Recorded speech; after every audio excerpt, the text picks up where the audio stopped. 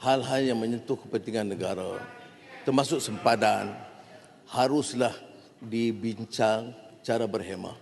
Saya tidak ada masalah mana-mana ahli pembangkang untuk bertanya, tetapi saya bantah keras tuduhan dan fitnah menyatakan kita khianat kepada negara.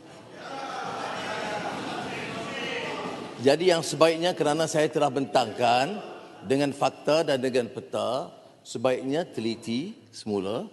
Ada bahagian yang belum dimuktamadkan, ada yang sudah. Akhirul kalam, Tan Sri Betua, kita kena jaga.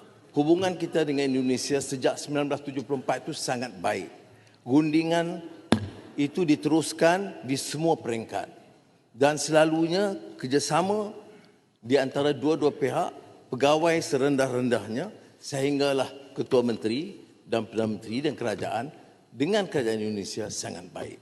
Kita boleh berbeza pendapat, tapi jangan menjatuhkan hukuman dan juga jangan menyinggung juga perasaan rakan-rakan kita di Indonesia yang berusaha untuk menjalin hubungan yang sangat baik dan akrab di antara dua negara. Terima kasih.